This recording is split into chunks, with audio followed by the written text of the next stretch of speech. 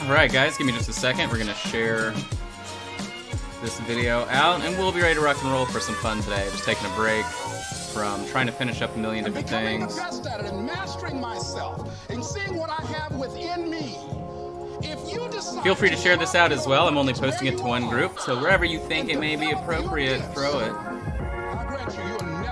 And it'll be all good. So, let me open up my Twitch dashboard, and we will be ready to rock and roll. Hope everybody had a great weekend. You can tell I'm going to be sweating by the time we're done here. It's getting hot. Alright, it's only like 30-something degrees outside, too, of course. What's wrong with the stream health? What is it saying? Oh, are we having connection problems today? No? Nope, never mind, we're good. Okay. Alright, sweet. Well, hello, hello. Oh, I realized I need to update this. Sorry, it's been a week. It's been a while. Alright, there we go. Gotta update this on YouTube Arena. Alright, cool. It's been updated. Alright, sweet. We are getting started. So, what do I need to hit? This button. There are so many buttons out there in the world that you can hit. Alright, so we're gonna hop over to the main camera, and do we want some music? I mean, I'm assuming we want some music, so let's throw some music on, and that's it. So, today we are just gonna be having fun working on this guy right here from Bigchild. You can see I've done some nice undertone work, and yeah, that's pretty much it. So we're just gonna be having fun. I don't have any like ideas or plan or anything like that in terms of what I want to do with this sculpt. So we are just genuinely gonna have a good time throwing some paint on it. So as usual, if you have any questions or anything like that, throw them my way and I will try and help you out to the best of my ability. Let me get this out of my face there. There we go. So anyway, that's it. Good to see everybody. Good to see you, BJ. Good to see you, Peter. All right. So first things first, I want to definitely enrich some of these. So even though there's a lot of color going on here, it is a little bit muted. So what I'm going to be doing first is I'm going to go in and start glazing down. And instead of using an orange, I'm actually going to be using more of a red, and then we're going to go in with a blue. So I'm sort of working with the tones that are already there. However, I'm obviously trying to make them do a little bit more for me than they're already doing. So remember, we are on Twitch and YouTube as well in full glorious HD, in case you were wondering. So you can keep rocking out here on Facebook if you're watching, or you can hop over to the other two and I'll be able to talk to you regardless if you have any questions or anything like that. Let's go ahead and go in closer, shall we, as we begin work on this. So wherever I'm seeing sort of these transitions of color, that's what I'm going to be focusing on in terms of glazing down. But I need to test it somewhere, so I need to do it somewhere relatively safe that isn't going to immediately, you know, crap out if I apply too much at once. So we can try down here and see what it actually looks like when it starts feathering down. And you're going to see too, right about here, how everything feathers out. There we go. So just got to make sure to milk those edges correctly. Do let me know if anything weird is going on with the stream. It has been a while, so maybe I'm missing something. I mean, it looks like everything should be rocking and rolling just fine though. So, but that's all I want to do is start working that red into some of the deeper areas. It's obviously not going to be as intense as we're looking at right here, at least I would hope. But I'm pretty sure that's not going to be the case. So I do need to wait a second to let that section dry, because I am interested to see how it's going to act, if it's going to be playing nice with us, or if it's going to be problematic, one or the other. you know, if it's gonna be problematic, start shouting like racial slurs on our stream, if that's the definition. Didn't really have too many issues with the bust. Really, I bought these just to do like a lot of color experimentation, so that's really the main focus with these guys. But as always, if you have any questions, any comments, anything like that, definitely say hello, and I will holler at you. Hey, everybody watching in Twitch land. Hope you're having a great day. Hello, everybody on YouTube as well. I see you there. I do love the fork that's built in on his back. Hold on, let me grab my phone too, because it just went off. Well, okay. Did I drop my phone? Oh, yeah, of course. Of course. Oh, it's a client messaging me. If you are watching and you're the person that just messaged me, you can put it in the chat, because now I have to open this up. Sorry, everybody. Let me see. Oh, wow, okay. Never mind. All good. My client just sent me this awesome... So, like, I really don't like doing one-off, like, single miniature commissions for obvious monetary reasons. But one thing that is pretty cool, whenever I take them, I always try and get, like, a very, very, really well-rounded idea of the character that I'll be working on. So I just had a client send me, like, this super in-depth character description, right? Because for me, if it's going to be a single miniature and it's, like, someone's role-playing character and all that, I definitely want to be able to give them, you know, closest to what they want. So that includes, you know, if they come from a... you know, like, fisherman background, or if they're, like, a street urchin, or whatever, you know, 5th edition little backstory you're using, or if it's Pathfinder, or whatever. I like to know that information just because it'll help me, in the long run, sort of get this better idea and vibe of the character that I'm supposed to be bringing life to, you know? So, anytime I see that, you know, I always tell people, like, definitely give me any pictures, or whatever you want, or a description. Literally, it can be as long as you can make it. Like, I read 700, 800 words per minute, so you can make it extremely long and we'll be good. I can read through that immediately. And it just helps me do my job better, so. You can see here, this color dried relatively exactly how I wanted. Not very intense at all, nice and chill. Very close, actually. I would say that probably added maybe 5 to 10% pigment-wise on what we already had there. So what I'm going to do is I'm going to do this once more. I just noticed metallic flecks coming off this brush. Luckily, it won't be too big of a deal once we throw another round of clear coat, but I definitely am not going to use that brush again until it is conditioned, so you just got put into brush jail, buddy. But we're going to keep warming this up. And that transition space on the color is actually really, really small because we're going to cut it down quite a bit. That is too loud in my ear. There we go.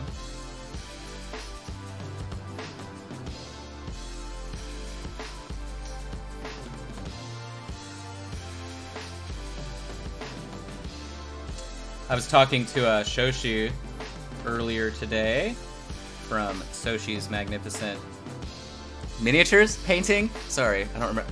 Sorry, Shoshi, I don't remember what that last word is. But either way, she's going to be at ReaperCon this year, so we were kind of talking about that. That'll be fun. Everybody knows ReaperCon is the place to be if you talk to me. So that's going to be really, really cool.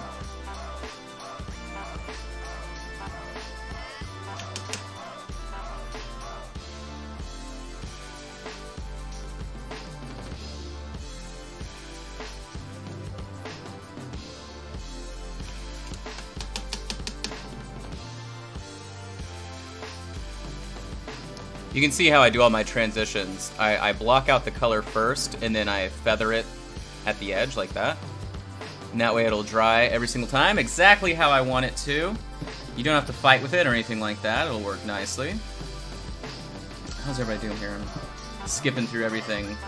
Peter, did you come back with water for feathering the second time you hit it, or thinner paint? Yes, Peter. The answer is... hold on, let me just show you guys. Hold on. We'll do a quick demonstration. So what I'm currently looking for is something that I can put paint on that I don't care about. So here's a base. check out the base. This is a base that I sculpted. Not really crazy. But, so let's say I want to fill something. We're going to do it on this wood right here. So, now it is a bit of a guessing game in terms of like getting used to the way that this actually, you know, goes down. But so that is color and this is water. If I want it to go about this far, I start there and then move down like so. And then that way I'm able to feather a transition out the way I want, right? So you can see how that works. And you're just going to be pushing the pigment around to wherever you need it. And then you just keep going. And then boom. So you're able to get that really, really nice transition. Now, it obviously depends too on what exactly you're looking for. Whenever I'm working with color, I wouldn't be layering a red on top of a gray. That makes no sense, right? But if this was a darker wood color or maybe a blue on top of a brown, something like that, that's an easy way to transition the color. And then once you've already done it once and it begins to dry, you can then go back in and start editing the length of your taper that you've created. So you can see I'm going back in and re-pushing the pigment because it's already wet, and you can see where it wasn't wet, right? It immediately grabbed the pigment, unlike the other parts here on the wood. So that should give you an idea. Look, we can just wipe it off because that's how thin I work, like nothing ever happened. But Peter, hopefully that answers your question. A little bit of a demo for you, if that's what you were wanting in life. But I'm definitely liking this tone that we have going on. I think that warmed up nicely. All of this is underpainting. I'm not sure what final color I want to put on top. It may be more of a teal, so his skin is going to be teal, and this is all of the color that I'm putting underneath. So what that means is I'm either going to glaze the teal on top, or I'll tint the teal on top using the airbrush. It just depends on when that happens, and when we get around to it, and when I actually paint on this, and yada yada yada. Since Mondays usually are sort of off days in general if I'm going to be streaming, if it's going to be to the Patreon people or whatever it is, you know, I tried to figure out something fun for today. Right now I'm in the middle of finishing up 3 different things the end of this week, and then moving on to even more projects after that. We have a lot of Kingdom Death coming down the road. What else do we have? You'll be seeing some Rising Sun stuff. You'll be seeing, what else? Oh yeah, obviously the Witch Elf, or the Daughter of Cain army. What else do we have? We have a Stormcast army coming down the pipes. We have some Arena Rex stuff that'll be finished up relatively soon. We've got a bunch of little one-offs here and there. We have a display level scythe, which is going to be really sweet because I can actually give those miniatures some love and try and make them look even more cool than they do out of the box. Got Gloomhaven, like literally, you already know how it goes around here. We got projects for days, so. We also had Claustrophobia booked, which is going to be really cool. That's going to be delivered to me. That's our buddy in Australia. So that'll be shipped to me and then shipped out. Oh, and then too, I don't think I'm shipping his other, so I think I'm holding on to everything. So he also has a, Grim Forest, and then he has Scythe, and then now he has this coming. Previously, he was one of the guys that I did Anachrony for, and I believe this War of Mine, if I am remembering everything relatively precisely. So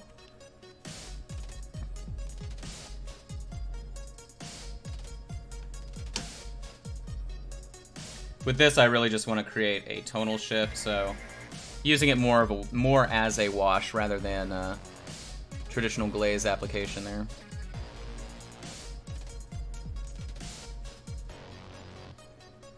I feel like I should warm up this half of that shadow, but I'm not too concerned. And actually, I need the green stuff in between right there, but I think what I'll do is I'll wait to do that until after we've already completed this, and I'm ready to do the actual overpainting, because then it'll just get covered with whatever shadow I use at the end. So I'm not too worried. But I'm happy here with what we've got going on. This is a little bit rough. There's not a lot of that red pigment as it is everywhere else on the sculpt. So that just means we need to give it some love. So I'm going to throw this on. Now I do need to be a lot more careful here, obviously, because the top, there's such a short transition area where I can utilize this color. So I just got to be smart about it and really use some good feathering to make sure we're not just going to create a mess. But I think that's perfect, actually. That should dry exactly the way that we want it to. Bada bing, bada boom.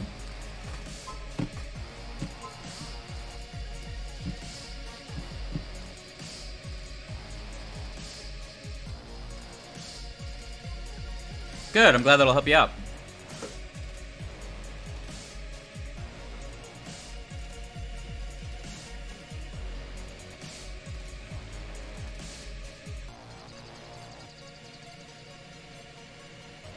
One thing that we can do is also work on the non-metallic metal if we get bored of the skin. So many fun options, so little time.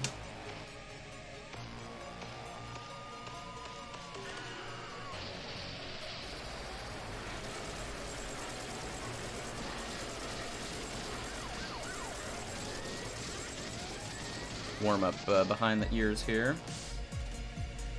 And then remember, we're going a complete opposite direction with the next temperature that we're applying into the shadows, so that's why I sort of wanted to push that subtle pigment as much as I can. Let me just readjust this, because what's interesting, since this is a larger sculpt, it's going to be out of frame more often than not, which is unfortunate, but, or out of focus, I should say. It's alright, we'll make it pop. But, so I do think that transition's good. All of these look really good. We can go ahead and move into the deeper colors. So, for that, I'm going to use this Night Sky Indigo. I think it should be cool enough in terms of where it sits temperaturely, if that's the correct word. But it should be pretty chill for us. Update, so all the Patreon people, by the way, all your... I'm hoping all of your palettes literally show up today. If they don't, they're showing up tomorrow. And then everyone else that did the pre-orders, that stuff all is going to be in the mail Wednesday. So I made a goof. I assumed that they would be ready to pick up on the wait, was it the 11th? Whatever. Yeah, Friday. Well, that's when they actually were, the order was being processed. So I'm like, oh great, it won't be ready for another few days. But it'll be ready to hit the mail first thing Wednesday, and it'll be in your hands. Everybody that got the periodic table of painting or the power-up palettes, and then the video content for the power-up palettes will also be available shortly after that as well. I just put the 20th on that initially because I didn't know when I had time to breathe and put it out, and that should be close. So, but definitely check that stuff out. If you haven't, you can check out minipainting.studio and check out the periodic table of painting. It is a formulaic color wheel system. So essentially it's the color wheel broken down into a periodic table format that allows you to do quick little calculations by looking at the table and selecting color values from that. What's ingenious about it compared to a traditional color palette is that with a traditional color palette, you only ever have access to one level of either white or black, so one tone of a color, right? It never gets any lighter or darker as you go through the color wheel. So with the periodic table, it actually goes through lighter pastel colors and then all the way down to really dark colors, which you can't get on a color wheel. So this allows you to sort of pinpoint and do color matching and mixing relatively quickly. And then too, right, if you're somebody that paints infrequently or takes a long time on projects or whatever the case is, and you go through different brands of paint. So I know that you've probably seen some people before asking for brand conversion charts or things like that, right? If, you know, someone's like, well, I used to use Army Painter paints and now I only use Games Workshop or whatever company they end up going to. What's nice about the periodic table is that since every color is defined and identified by a number, instead, in your head, you can be like, oh, right, I used number 110 for capes on my Stormcast, so it doesn't matter what brands of paint you use or whatever, you know that that's the color you're always going to be matching. So it makes it a little bit easier, I don't know. From the different testing I've done with certain people, they love it, so I definitely think it's really cool. And then, of course, the power-up palettes are online as well. You can order those today, and those are academic painting exercises that you would traditionally do in fine art and studio art, like I did when I was in college, but they're just made at a very minuscule level that allows you know, miniature painters to get the benefit of those different exercises and see the results of all the work. So definitely think that that's awesome. I can't wait for people to start getting it. I know the Patreon people had access to sort of test runs of smaller portions of those palettes, but not the whole thing. And they're definitely going to be something beneficial to people. I know I'm going to be sending them out to the Game Trade Media people over at Painting Happy Little Minis. That's the Alliance Distribution's little magazine people and web show they put on painting stuff and promoting stuff, so that's going to be really, really cool. But definitely definitely excited for people to get their hands on them later this week and tell me what they think. And of course, as always, right, they are coated with a special laminate that is archival that you can paint directly on top of. Now, you can clean them off, however, with the power-up palettes. Those really are sort of a one-time exercise because it is so much work to actually get done. But that's also why you can purchase them with or without the video content and all of that in case you want to purchase another one later down the road.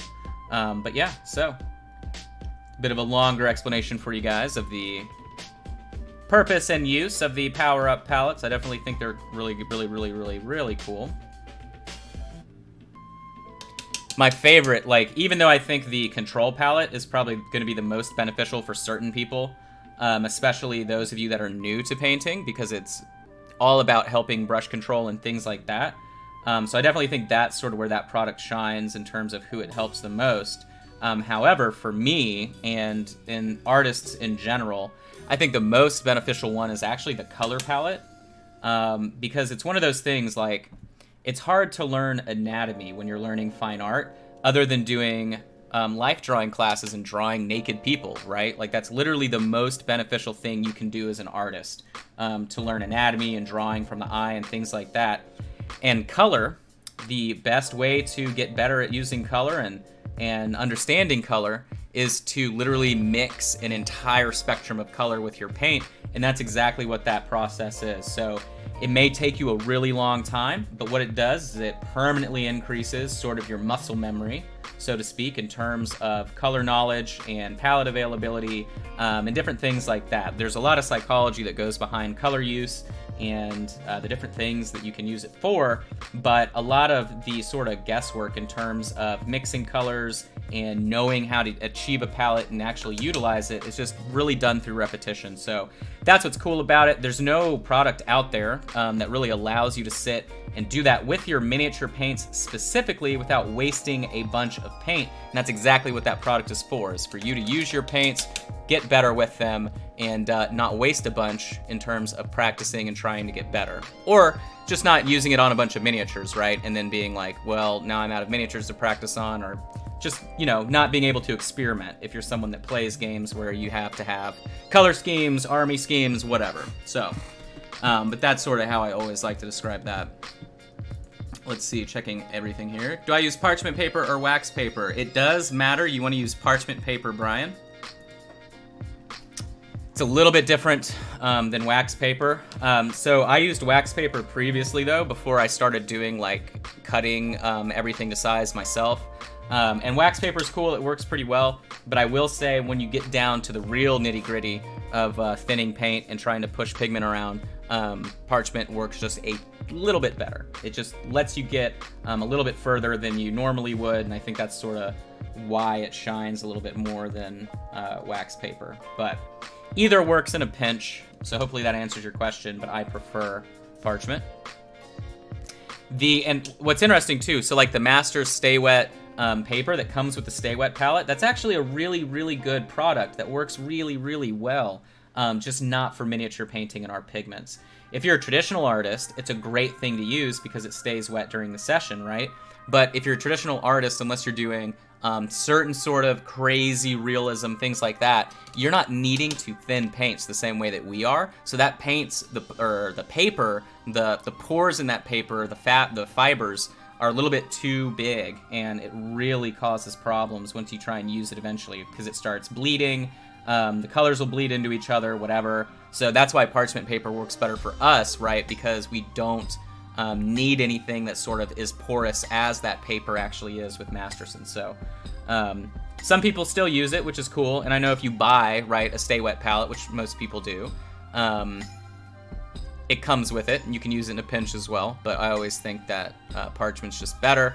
And then if you look at, I think it's Redgrass Games, their palette or whatever, that's a total waste of money. The only thing that is sort of worth money or that's unique in general is the shape of that sponge that they're using. But all it is a chamois cloth or whatever. So you can just buy one of those and cut it to fit off of Amazon, and you have the exact same product. So when it comes to a wet palette, you know, if you want to do the time, or not do the time, do the crime, do the time. If you don't want to spend the time, I should say, cutting the pieces out and doing all of that, whenever I do it, I buy them folded, and then I have a paper cutter, so I just cut the sides off, and I can do like, you know, 250, 500 sheets in like 2 minutes. For me, that takes no time, but it is prep work that you have to do. So, you know, if you're like somebody that likes things just made for you and you don't have to think about it, purchasing one like the Redgrass Everlasting palette or something like that obviously is cool. But you can do it all yourself for much cheaper, and that's pretty much it. There's no secret beyond that. It's just something that you don't necessarily have to spend money on if you don't want to. Sort of like holders for when you paint. The same people that say that this is a waste of money, right, are the people that are like, you can just use anything with blue tack. I prefer this because of it holding miniatures and heavier miniatures, right? Same idea with the Stay Wet palette, right? It's kind of like, it'll work just fine. Or if you're someone that doesn't like that, you can use one of the ones that, you know, you're doing the work to actually make it, like you're using paper towels and parchment paper and a paper plate or whatever, and that works just fine too. It just depends on how far you actually sort of want to take the process. So for me, I just sit down and do it all in bulk, and then I don't have to think about it for another, you know, 2 or 3 months. And then I sit down and do it all again.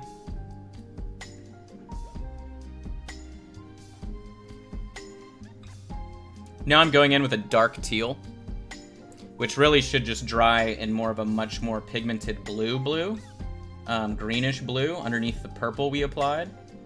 Similar to the glowing color that we used on the other Bigchild bust.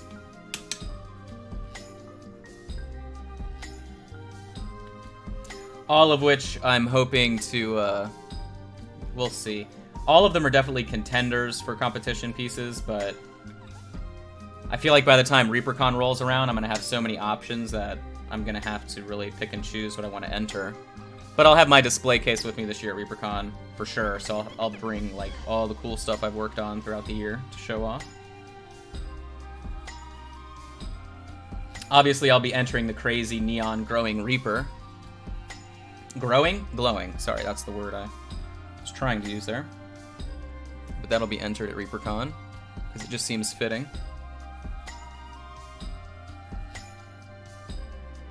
Oh, and if you're going to be at ReaperCon and you weren't there last year, make sure you buy the Pug Wizard from Dark Sword Miniatures, because they're doing a Dark Sword's doing a specific contest at ReaperCon for everyone that painted that miniature. So it'll be like a Guinness World Book of Records of like the most people having the same painted mini or whatever. I don't know. You get the idea. But because over 1,000 people got one last year, so if they all come back, there'll be 1,000 of those little Pugarinos.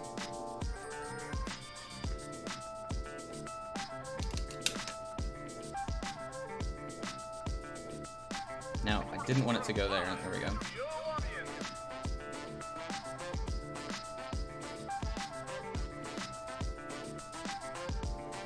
I like painting stuff like this because I can really push myself in terms of color choice, but I can just work so much freer than I normally do.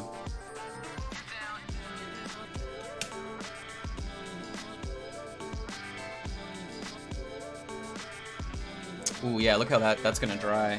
Super awesome. So I want to keep pushing this color where it would typically be sitting. So it needs to be in the darkest parts here. Some of these areas.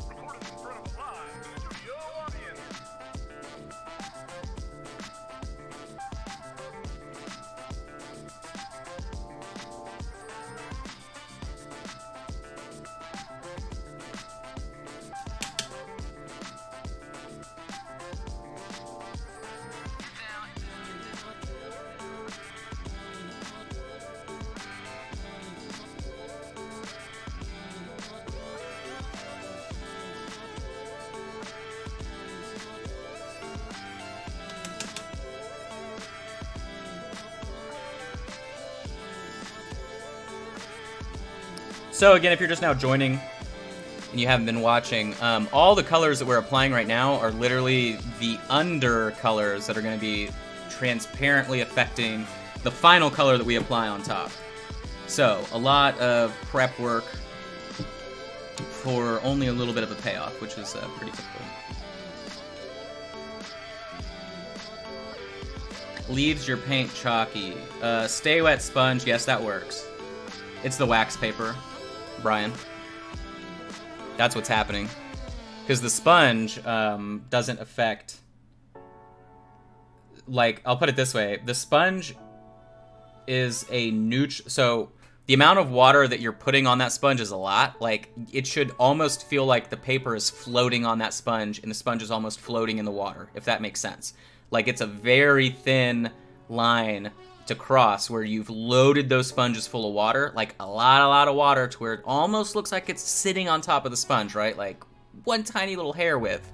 Then you put the wax paper on top. The wax paper should almost turn invisible. Like, what I'm using today is pretty dried out. I didn't replace it from what I was working on earlier this morning, which it's on my wall. Like, I have rules before every stream. I just didn't have time. But it shouldn't affect that at all. Like, it should be so full of water that it's not pulling anything. Essentially, what you're doing is you're creating a barrier or a film that you can put a ton of water on top with a ton of water on bottom, and it essentially acts as a membrane, sealing that same amount of moisture, so that way the paint doesn't dry out. So if your paint is drying out on the wet palette, it means that the paper that you're using as that membrane is not allowing the water to travel through correctly. So with wax paper, that's sort of the problem that you run into. And with wax paper, weirdly, there's two sides to the paper as well. Some parchment has two sides, but that at least is what I've run into. So now I just use wax paper. There's no issue, or sorry, ignore that. Parchment paper, and there is no issue. So hopefully that explains it for you. If it doesn't, you can I'll just give you my address. You can send me all your miniatures, all your paint, all your brushes. I'll take good care of them, just believe in me. I'm just kidding. But hopefully that helps.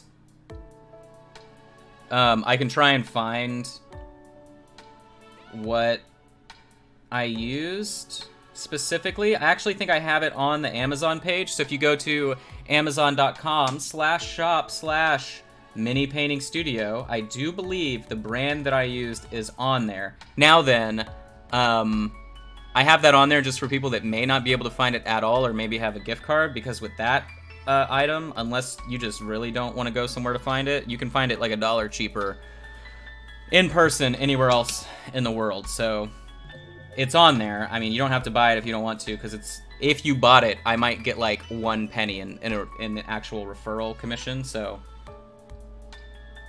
don't worry about it. But you can at least see the exact brand that I use. It's like a pre-cut sheet. It's folded, and then I just cut it at the fold, and then I get, fitted sheets. But like, I even use secondary sponges, so I can stack up more of the sponge in my Stay Wet little holder. And I don't know. So I use the Stay Wet system, but I do my own sort of adjustments to it. I don't know. It's a weird thing. For those of you that saw me at ReaperCon, I was just using paper towel, paper plate, so I wasn't using anything fancy.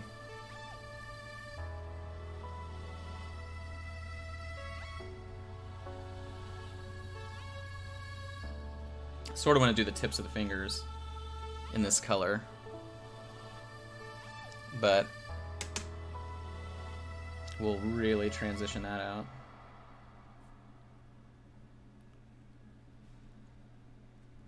Let's see if we can see. Yeah, so you can see the awesome saturation we're getting from where we applied it underneath.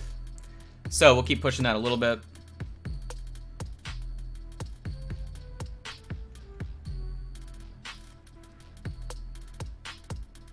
But I am relatively happy with where we are.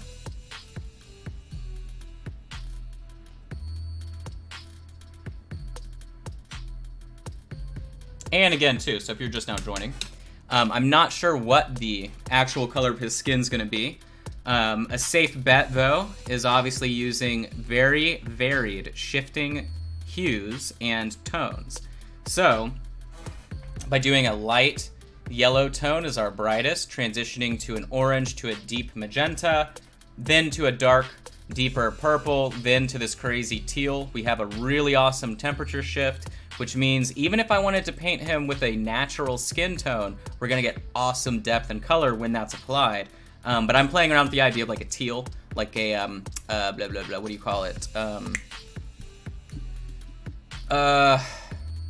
Turquoise, sorry, not a teal. So like that bright, bright turquoise color, layered on top of this should shine like crazy. Or not shine, but you know, you'll have a lot of richness coming through on the back end. You said hold up now, what are you saying? Hold up what? Sorry, I was talking too long for that comment to come through all the way. Hopefully all that made sense for you though. What, where are we at too? Hold on. 2, 4, okay. So, what to do now? Let's just start sort of lining some stuff out. So I'm gonna pull out this German gray, which is pretty much what I like to use for black, unless I have to use black. And we're gonna just start outlining and blocking out some of these areas that are covered up. It'll also help us sort of understand the tone that we're rocking with. Where are we at? Down there? Right here? All right.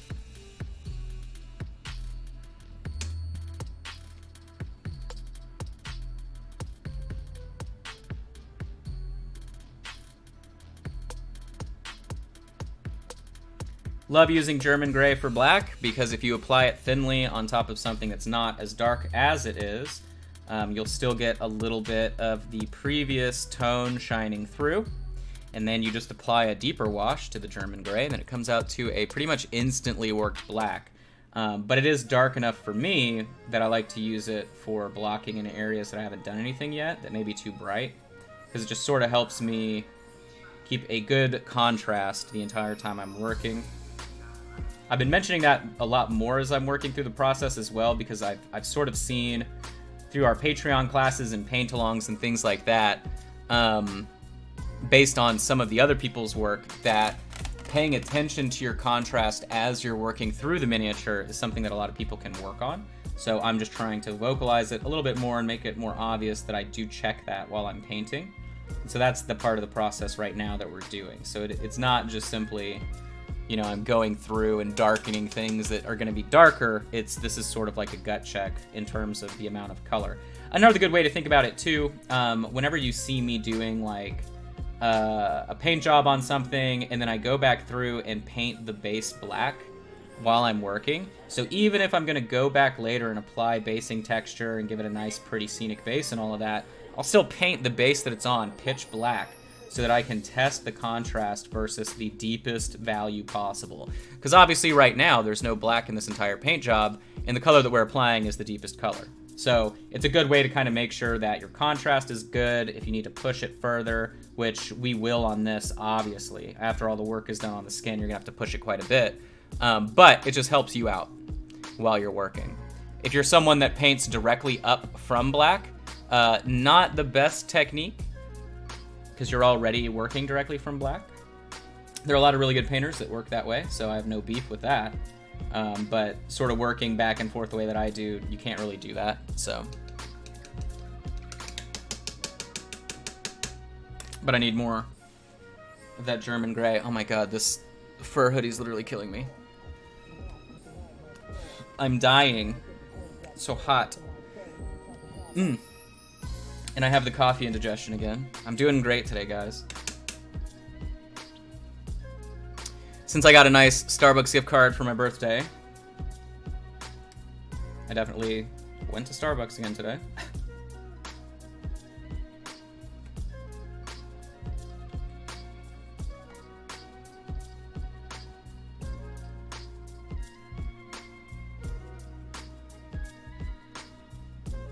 The coolest birthday present that I got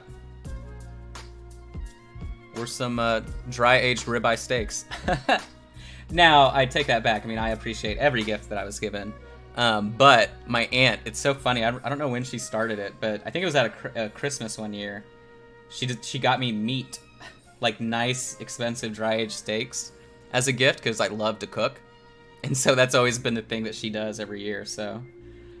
And I always forget about it until I'm like right there, and I'm like, oh my gosh, this bag is cold and heavy. And I'm like, oh yeah, she got me steaks again. Awesome.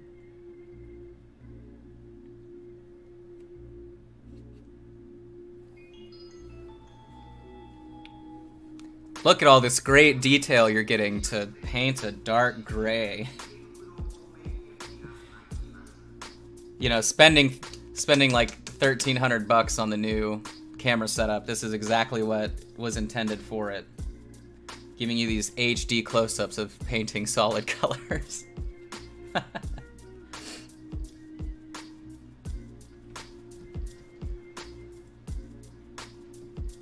Oh wow, did I actually unclog the German gray? It's been clogged in the cap for like 2 years, and it suddenly came back to life. So that's crazy, guys. You're witnessing miracles in real time. Power of the internet. Oh, so I was telling you guys I was testing out those combination synthetic and sable brushes that DaVinci makes, and they're trash. So, verdict's in. They're garbage. Forget about them. In case you were curious, don't buy them. They suck. Literally, our cheap from China nylons are better, which is just so insane. But the real sables from DaVinci are awesome. So just know that the weird combo mix that they're sort of trying to do, not that great. It was funny, I saw somebody posting who acted like a total asshole. So in case you saw me posting some spicy comments in groups over the weekend, I definitely did. I had zero patience for some people this weekend, and I was like, you know what, man?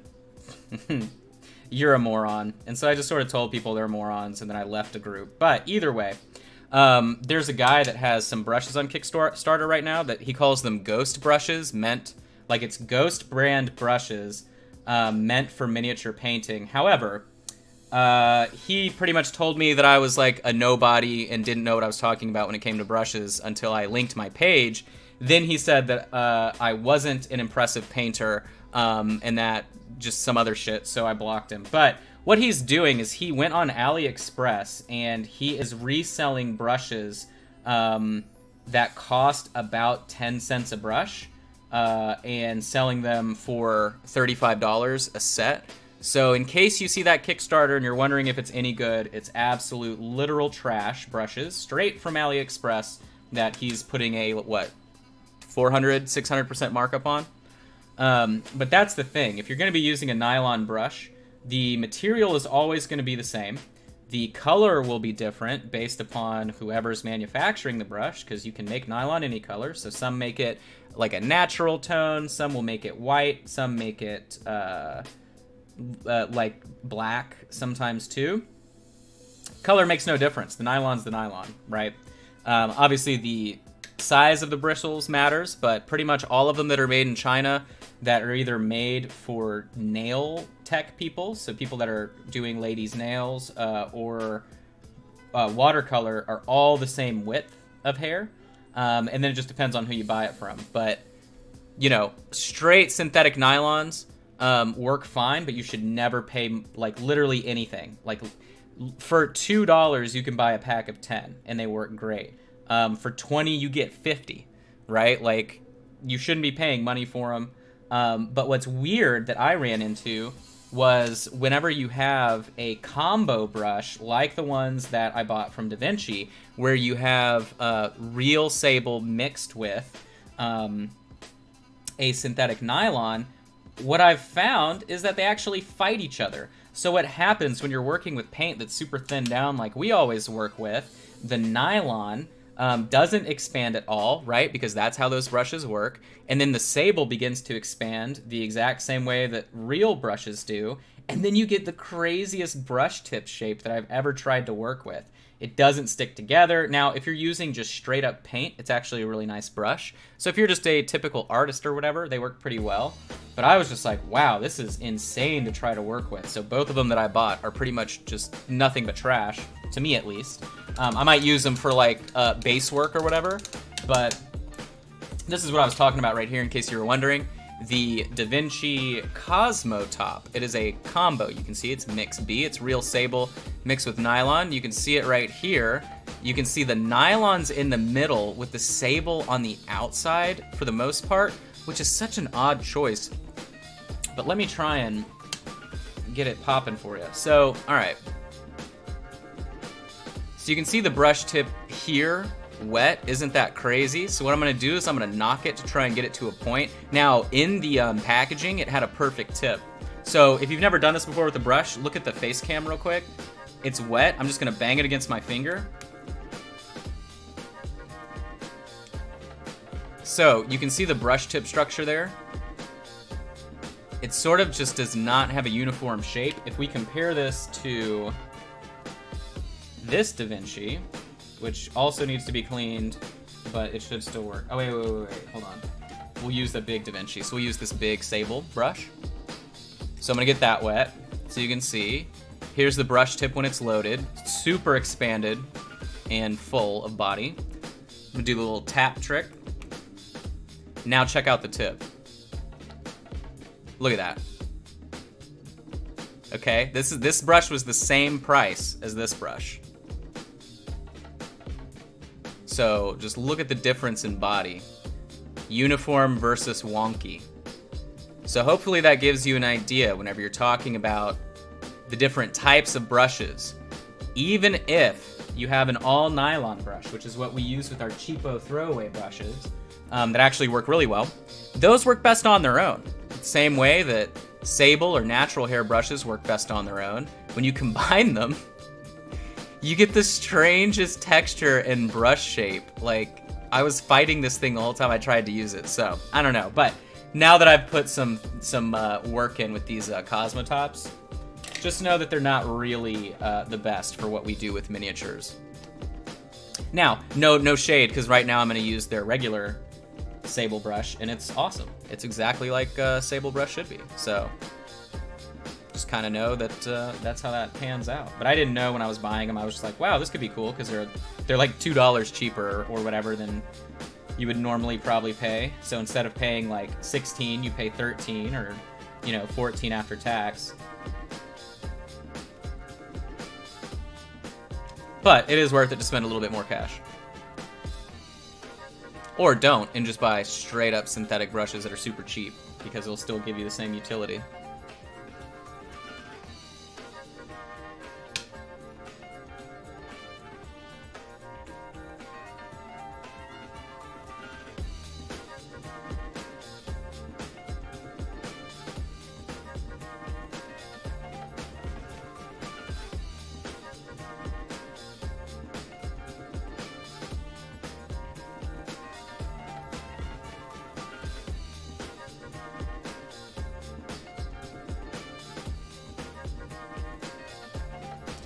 I wonder where these 3 or 4 brush strokes came from. Do you see what I'm pointing at? I literally don't know when we've ever used this color. Do you see that? It's like a bright orange, but we haven't used an orange anywhere on this miniature. I am at a complete loss as to where that came from. That's pretty funny. But, alright, we're pretty much almost done with color blocking everything. Let me just pop out there, or not color blocking, but graying out all the extra pieces that aren't the skin. This is also helpful too if you're somebody that does masking with an airbrush. Repainting everything a darker color after you've already done a little bit of airbrush work will actually help you in the long run.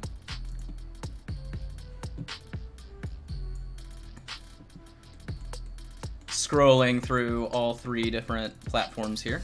Okay. Cool. All right. So a little bit more of this German gray, and we'll be ready to call it a day. Oops. Oops, I'm hitting everything with my hand, sorry.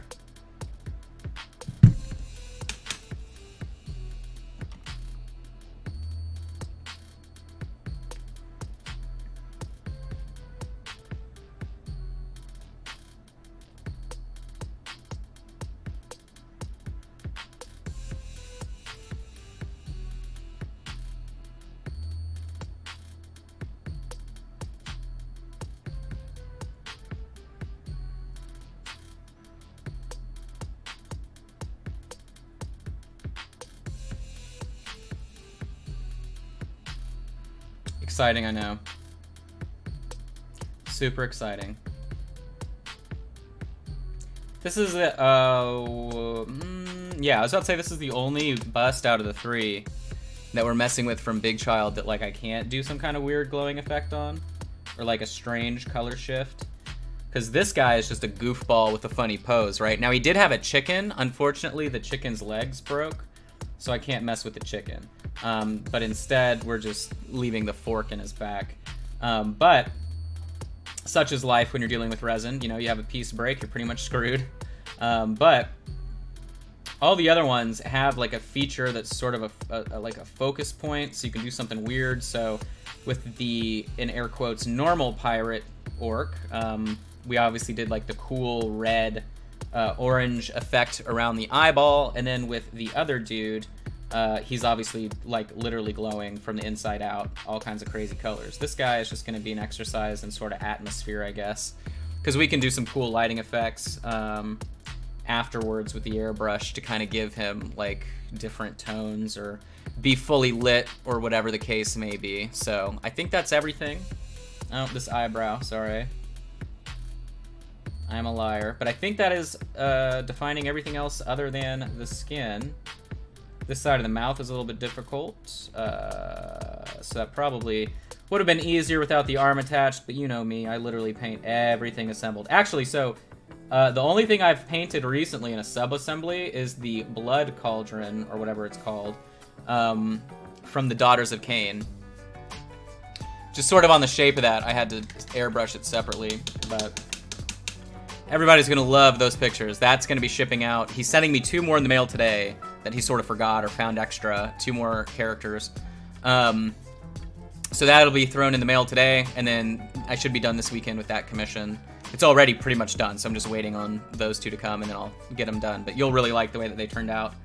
I have one without any basing right here, actually. So this is just tabletop level. This chick right here. Wait, where's she at? Wait. I can't get this. There we go. Sort of. Not wanting to focus because of the hair, but let me see if I can mess with it. There we go. But really basic paint job on these, and then everything else was display. Well, alright, you're not being nice. But really simple. But a lot of them. There were 60 of those, and then just some cool extras that got painted up a lot nicer. But so anyway, that's pretty much it for today. We worked on finishing up the color blocking and undertoning for the skin itself. The next time we work on this, I don't know. I just needed a break from everything that I was working on. So if you haven't already, definitely check out minipainting.studio. Check out everything we have in the store. We have the periodic table of painting. We have the power-up palettes available for sale as well if you haven't checked those out, so please take the time to do that. If you're watching on Twitch or YouTube for the first time, make sure you subscribe. If you're watching on Facebook, like the page. You'll be able to see all the commission work and everything else that we have going on as well.